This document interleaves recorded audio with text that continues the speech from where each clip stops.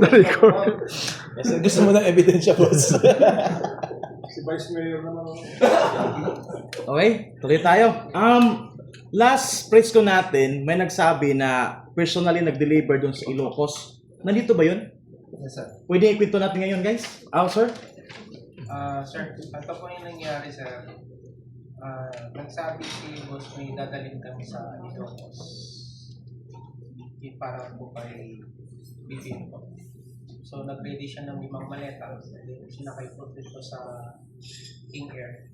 Diyan po sa Denver. Kasama ko po si Kong Salvi paghatid sa Ilocos. So, nasa affidavit to, sir, I'm sure meron kayong supportive evidence regarding sa ano na to. Yes, po. Okay. So, next, guys. Sir, ano po reaction nyo sa sinabi ni Sec Eduardo Anyo kahapon sa pinal niya doon sa DOJ kahapon na wala daw katotohanan yung nakatanggap siya ng index? Ano po? Wala daw katotohanan na nakatanggap siya si Sec Eduardo Anyo. Paano walang katotohanan nakita ng team namin na nandun din siya sa meeting din sa townhouse.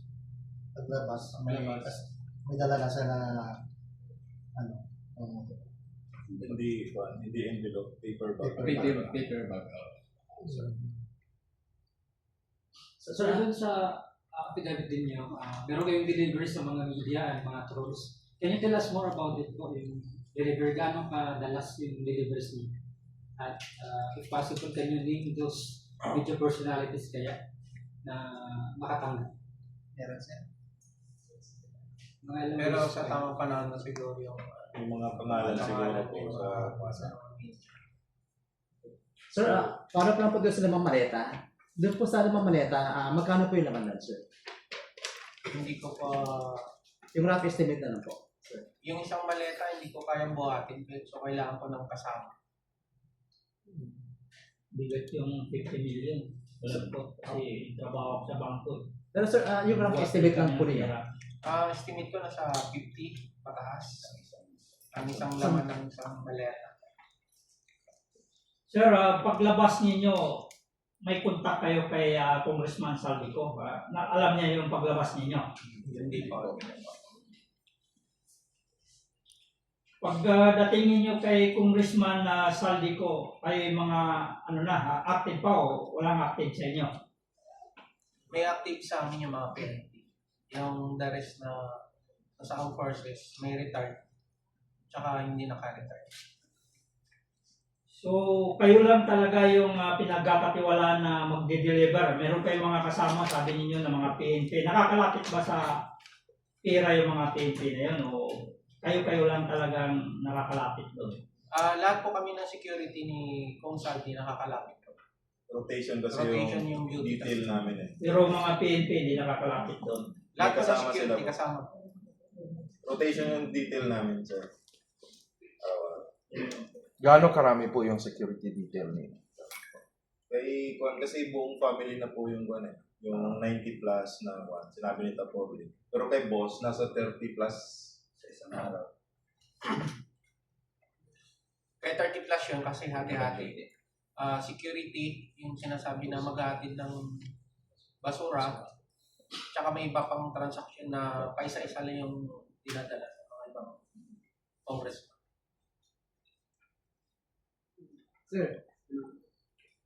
Sir, kung reaction nyo na kakasuhan daw po ni Trillanes yung 18 Marines na naglabas po ng issue ng mali-maleta. Kahit sino po sa inyo susunod po. Una-una sir, siyempre, madismaya ka kasi lahat yun ang katotohanan talaga. Tapos bigla nang darating yung kakasuhan ka. Pero na-expect naman namin yan, ganyan talaga mangyayari. Pa rin kami, ituloy pa rin namin kung anong dadat. Sir, follow-up ko lang, sir. Sa dami ng mga nagkakaso sa inyo ngayon, and for sure meron pang mga parating na mga kaso na ipa-file sa inyo. So, for me, parang tuloy na ba ito ba kahit anong gagawin nilang intimidation, pressure, whatsoever, threat, wala na ba kung recantation to? Wala Okay rin. na. Wala na, sir. Tuloy. Hanggang dulo. Yes po.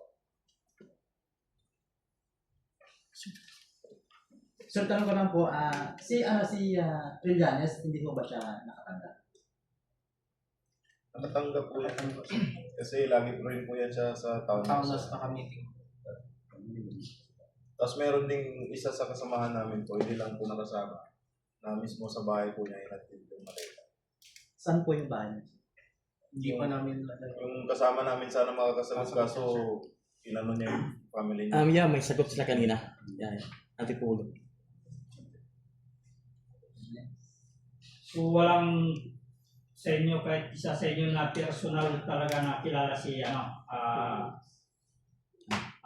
Trillanes. Kilala po si Soriano. Kung bang kadikit mismo report ka o walang ganun siya. Kasi kilala lang. Kakilala. You mean close? Yun. Isa din.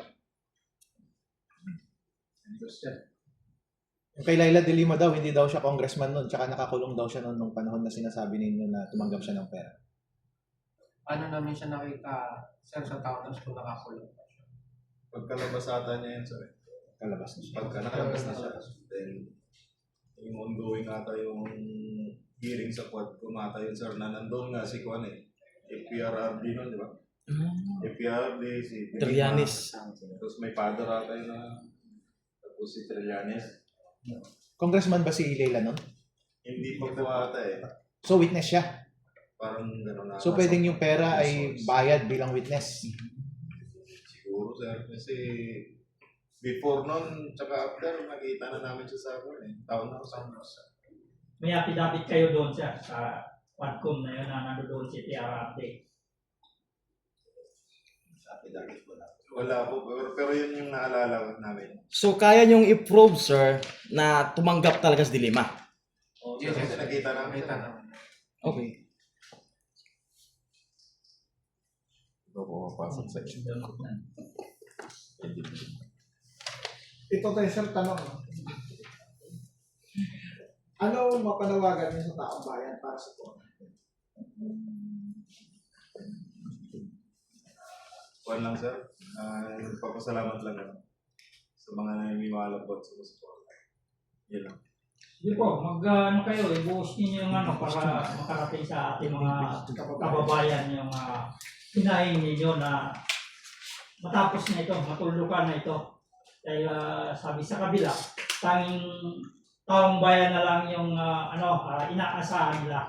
So, sige po, ipanawagan po ninyo. Nanawagan po kami sa taong bayan na suportahan kami na yung sinasabi namin is totoo. Saka katotohanan lamang. Yun po. Sana suportahan niyo po lang. Isa-isa para Sa'yo po siya. Sana sa ending na yan, guys, ganyang tanong. Sir, tanong ko lang po, kasi panood ko yung interview ni Jessica Soho sa inyo. Totoo ba na may senador na nakatanggap din ng pera? Nasa Lapid-lapid po. So, pwedeng malaman kung ilan na senador ang possible. Nasa apid-apid, sir. Hindi namin maalala ko ilan sila. So, meron po talaga. So ano yung criteria para makatanggap ang isang Senado? Out of the 24, bakit 5 lang nakatanggap at yung iba hindi tumatanggap? Basta ang alam namin, para doon, inatid namin. Yun lang ang namin, sir Ang EA kasi ang pag-communicate sa kanila, then kami. Sabihin na, atid natin to doon kay Senator Juan. Kung ano lang ang sinasabi ni Congressman. Yes, sir. Nagsaka ng EA, sir. Sa affidavit ninyo, si Erwin Tulfo nandun, naka-receive siya ng pera nung siya ay congressman tsaka nung senator din siya. Ano kayang kapalit nun? Hindi Hindi namin alam sir. Kung ano talaga. Basta lahat yan ay supported ng ebidensya.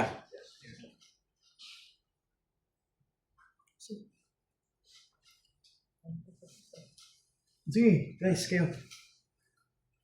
wala natin. Huwag yung ending question, ha? Sa ending na yun. Sir, kapag nagde-deliver po kayo ng pera, sino po yung mga nag-receive ng mga pera? Meron mo bang yung tao na talagang diretso na inaabot niyo yung pera? Meron pong executive nila na nire-receive, meron din sila na mismo. So nasa affidavit nyo din po, hindi nyo pwedeng sabihin. Yes. So kanina may binanggit na pangalan Mark at saka sino ba yung Paul. So kilala ninyo yung tao na yan. Yes po. Tao talaga ni Kong. Yes. Araw-araw namin nakakasama yun. So yan yung pinagkakatiwalaan na tumatanggap ng pera. At saka nag-deploy ng pera. Yes. So ibig sabihin, doon pa nanggagaling yung order kay Mark at saka ano na ito, dadalhin ninyo doon, hindi mismo kay Congressman. Yes po. Tuwing deliver kami kasi sir, kasama talaga yung dalawa yan. Kung hindi si Mark, si Paul yung kasama namin. Yung mag-deliver. Kasi sila yung may access kung saan namin i-deliver. Kung sino ang tao pupuntahan.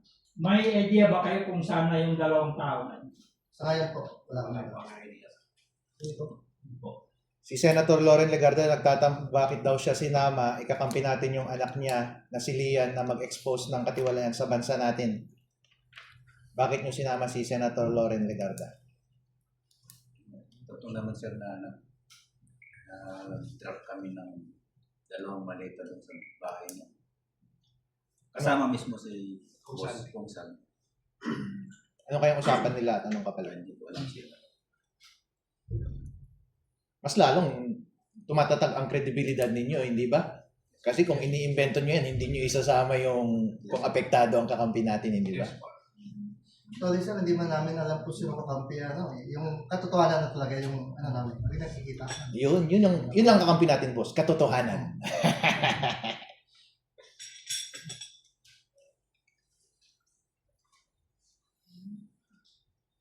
Okay, sir, question po. Aside po kay may idea mo ba tayo kung sino talaga yung pinakapunod dulo ng lahat?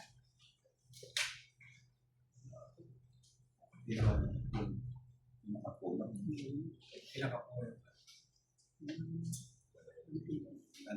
Nasa affidavit po naman po. So ngayon, ang sinasabi ninyo, katotohanan lang lahat ang sinasabi ninyo.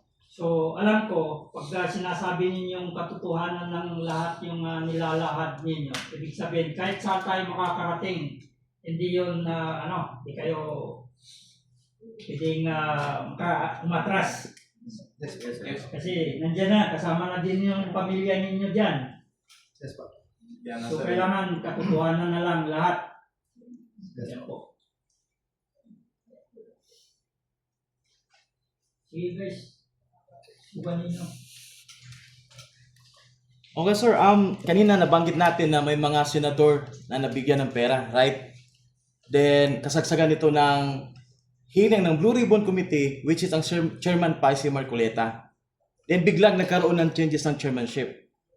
Ano yung mabibigyan yung opinion? Bakit pinalitan si Marcoleta? Base sa inilahad nyo na may mga senador na tumatanggap din ng pera. Ini po sa inyo. Sa part ko sir, parang lahat talaga po idea sa mga regarding dyan. Kasi parang out na. Something like, kaya pinalitan si Marcoleta kasi hindi nahawak nila sa leeg. Kailangan nila palitan ang chairmanship kasi it's turned out pala na mostly pala doon sa senator, base sa affidavit nyo, ay tumatanggap ng pera. Something like that. Sa usaping politika po, hands off na po kami dyan kasi sa totoo lang, mensahero lang po kami ni Bustalde ko. Wala po kaming ibang trabaho, kundi gampanan lang yung tasking namin araw-araw. Sa politikang usapin po, hindi na po namin pinamasukan. As personal lang sir na opinion, bakit pinalitan si Marcoleta? Matumbok na niya kung sino talaga yun. Kasi pinagtugma-tugma ko lang sir kasi sabi nyo nga may mga senador na tumanggap, di ba? Tutumbok na yung big fish na sinasabi, kaya tinanggal. Kasi nga mayroong mga senador na tumanggap. Next guys. Na-realize nyo ba kung gaano kalaki at gaano ka importante itong ginawa ninyong pagsalaysay ng katotohanan. Yes, sir. Yes, Na nag-connect-connect ang lahat. yes.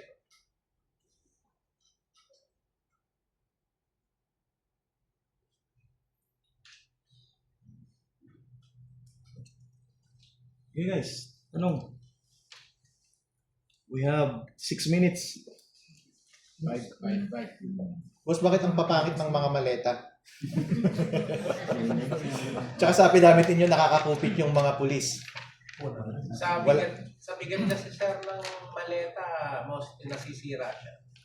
Kasi pagbuhat, siyempre hindi mo mababagsak. Bigat eh. Tsaka gawang green hills sa ating iba lang. Sa regarding yung sa sabi mo kumukupit ng polis sa affidavit namin, wala kaming affidavit ng na kumukupit. Wala. Wala. Kasama lang namin. Kasama lang. Kasi naro-rotate ko yung detail. Nadidetail po din sila na mag-security sa pag-deliver. Okay, so 5 minutes na lang sir. So, mensahe natin sa mamamayan, then state your name, then mensahe natin sa taong bayan sir. Dito tayo simula sir. Ako po si Master Sergeant Galapon. Mensahe ko po sa taong bayan, maraming salamat po sa mga naniniwala sa amin. Sana patuloy niyo po kaming suportahan sa laban natin ito. Sana po. Rosebird Bopan po. Salamat sa lahat ng sumusuporta at naniniwala po sa amin. Tuloy lang po namin ito hanggang saan kami makarating. Yan po, salamat. Bernard Tubey, salamat sa suporta ninyo. Sa sinasabi namin totoo. Julie Kadyaw, salamat sa suporta ng mga taong bayan. Alos naman lahat siguro naniniwala naman sa amin. Kasi meron dyan iba, truth lang talaga eh. Yung hindi naniniwala sa amin eh. Gumagawa pa talaga ng kwento. Pero napapasalamat pa rin ako sa mga sumusuporta sa amin at sa pamilya ko. Fidel Corpus po. Para sa Diyos at sa bayan po. Naway suportahan niyo po kami. Handa po kaming manumpa sa Diyos at sa bayan. Tuway sa Biblia man yan o Quran, inshallah. Silvio Lander po, Junior. Salamat po ako sa pamilya ko at sa mga taong naniniwala sa amin. Sana dagdagan pa yung suporta para maging mataas yung yung expectation ng iba para sa atin na. Thank you sir.